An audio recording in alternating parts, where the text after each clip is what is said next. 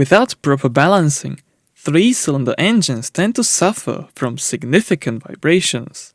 The absence of a rocking couple inside the engine means that major components endure substantial stress, and this was initially the case with the Laverda 1003C.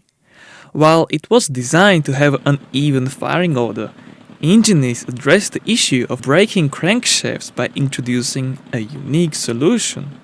It led to the creation of one of the best sounding, most charismatic three-cylinder engines the public has ever experienced at the time.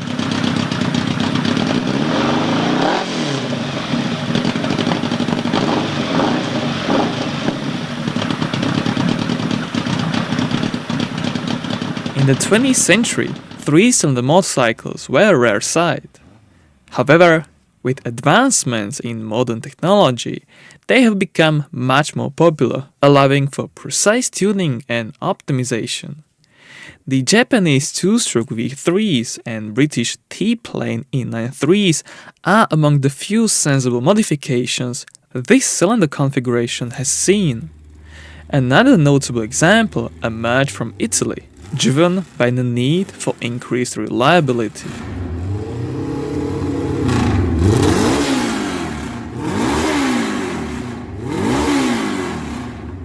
Drawing inspiration from the country of the rising sun, Massimo Laverda convinced his father, Francesco, to venture into the American market. Success there required a powerful twin-cylinder engine, so they meticulously examined the most prestigious competitors: the Honda CB77, Norton 650SS, and BMW R69S, down to the last bolt. The new engine was heavily influenced by Honda's design, initially displacing 650cc.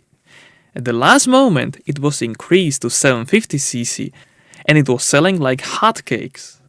Massimo realized the potential of the hype and instructed chief engineer Luciano Zenne to draw an Uber motorcycle with a 1000cc displacement.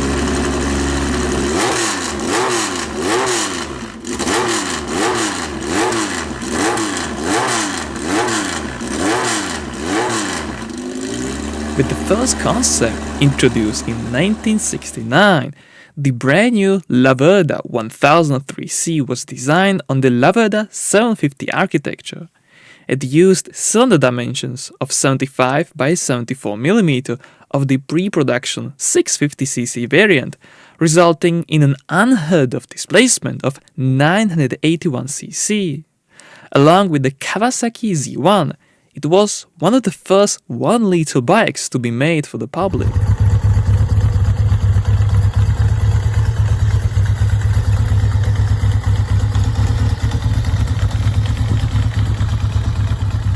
The early development unit featured a single overhead cam layout with a rear-mounted starter and a front-mounted belt-driven generator. However, the initial head design could not provide sufficient airflow for optimal performance. Additionally, the even firing intervals were the core problem of crankshaft and bike frame cracking. The 120-degree engine configuration suffered from a stair-step-like motion of the internals during the rise and fall, which, as a result of secondary forces, rocked the crankshaft along its axis. The chief engineer went back to the drawing board. He designed a new cylinder head with a 40-degree valve angle, incorporating the latest technology while using 2 valves per cylinder and twin camshafts. This new design also included a side-place alternator and a belt drive on the other side. In a typical Italian manner, it was thrown off the table for spoiling the engine's visual appearance, and eventually the valve train was placed between cylinder 2 and 3 using a chain drive. Furthermore, the new build-up crankshaft was retimed, where the 2 outer pistons operated together and the middle piston was offset by 180 degrees. This setup, which fired like a 4-cylinder engine with 1 deactivated cylinder, resulted in a clumsy idle and gruff sound.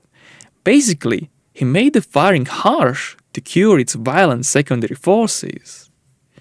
Some compare it to a British 360-degree twin with an extra cylinder. Anyhow, the redesigned engine produced 80 horsepower at 7,000 RPM, delivering both power and reliability. In fact, except the Bosch electronic ignition, which suffered mostly in wetter countries like the UK, the engine was a reliable and solidly built unit.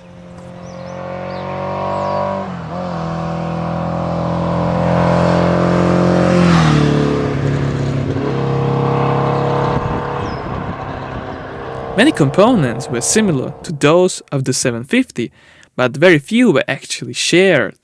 One such difference is the use of a new Bosch alternator instead of a dynamo, high compression ratio, and twin camshafts instead of a single. After meticulous development, the engine now looked impressive, performed as desired, and the 180-degree crankshaft solved the engineer's headache. It produced an exceptionally unique sound, far different from even firing or T-plane triples. The soundtrack combined the exhaust notes of a 360-degree inline twin, a regular triple, and a low-revving 4-cylinder reminiscent of a BMW K100.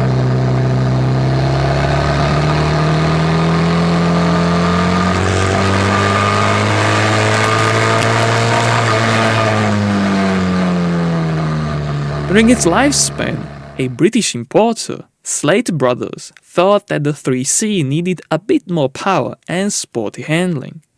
With Massimo's consent, they introduced the Laverda 1000, named after a triple-time Spanish dance.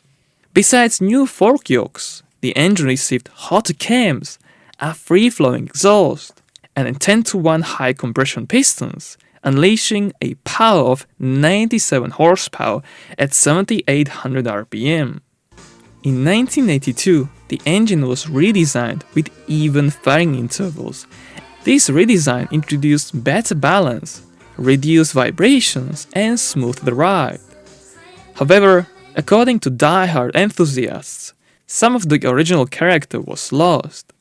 The 180-degree crankshaft had a raw, brutal performance full of charisma.